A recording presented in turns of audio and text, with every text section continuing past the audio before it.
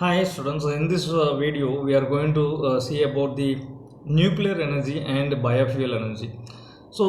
In the module 1, the sources of energy, the subject elements of mechanical engineering, we are going to see about we are discussing about the renewable energy resources, and already in the prior videos we have seen that how hydel power energy we are getting, how solar energy, how wind, how the electricity is getting produced with the help of wind energy and all. Now we are going to see about nuclear energy and biofuel energy.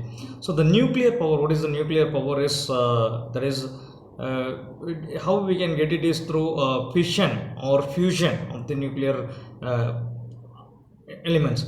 So we can see this, yeah, just like in a thermal power plant or hydel power plant, we are creating energy, electricity with the rotation of turbine.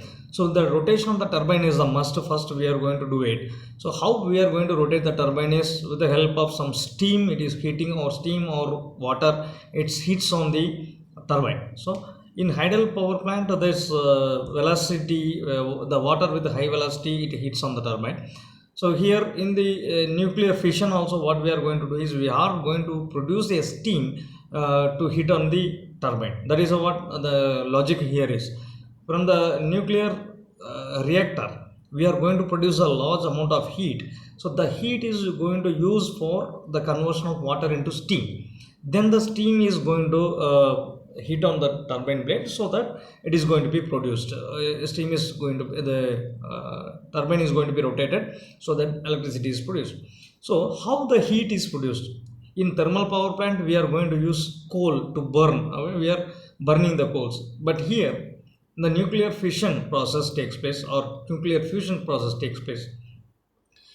When this nuclear fission is the one where it is, because the heat is producing here because of the splitting up of atoms. So we can see a fissionable nucleus, when a fissionable nucleus is there, and when a neutron, just we are passing a velocity neutron over there, and it will hit on the nucleus. When it joins the nucleus, then splitting of nucleus takes place. And because of the valence electron, that's what I said, the electrons in the outermost cell tries to leave the component. That is, one nucleus is divided into two different nucleus, and the atomic and the mass number you might have seen studied in that. So when the electrons are unable to stand over there, it tries to leave that nucleus. And here in this law, so you can see that fission process takes place. The one is divided into two nucleus with, along with the free electrons. So that again it will move, the neutrons will move, and it will hit on the another nucleus. Again it will continuously it will happen. So this is what the nuclear fission takes place, and the heat is getting produced in this. Okay, so here you can see that the process, in this process, tritium, next is the nuclear fusion. So the tritium is an atom, and deuterium is an atom, where uh, now both are getting joined together. We are going to fuse these two, where this helium is getting produced, and one neutron is liberated in this. So this, when the one neutron is liberated, that is, fusion is joining up of atoms, and fission takes place with this splitting of the nucleus, right? So when the neutron is releases, and heat is also getting produced, so this heat is going to be used for the further process of making the steam by heating the water. So here in the nuclear energy sector, we can see this is how the nuclear energy is used. In this, a nuclear reactor is there. The nuclear reactor, in which the nuclear fission or fusion process is going to be takes place.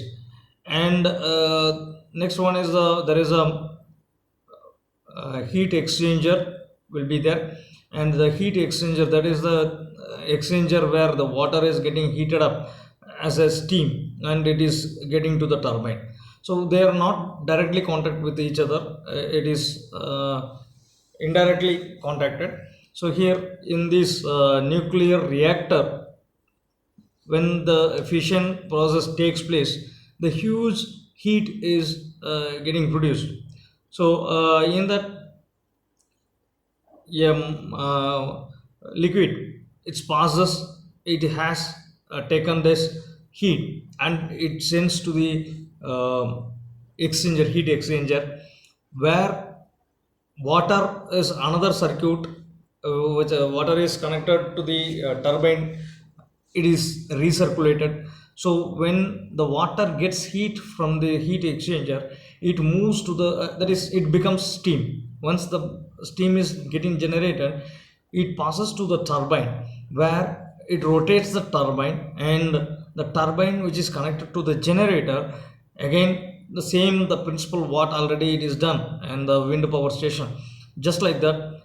When the turbine blades rotated, it rotates in the shaft, and electricity is getting generated in the generator, so that it is getting to the transmission lines. Then you will get more amount by using step up transformers and all. And this water is, which is already passed through the turbine, it is getting cooled again, and it sends back to the nuclear reactor. So it is the continuous process takes place. And the biofuel is the one which is getting produced with the help of the biomasses, and the fuel which is derived from the biomass, which is the plants or algae materials or animal waste, okay, cow dung and human waste, like that, whatever it is, we are having the materials, and it is decomposed, and they can use it as a fuel. We are getting the fuel, biofuel.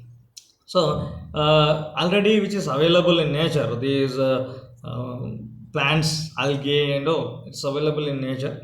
So from that we are producing this biofuel. So the basic things are agricultural crops and residues, the waste of this, and animals waste, even human waste, sewage water, all the things which is available now, that is useful for making this. They are the biomasses resources, they are going to be used for producing the biofuel.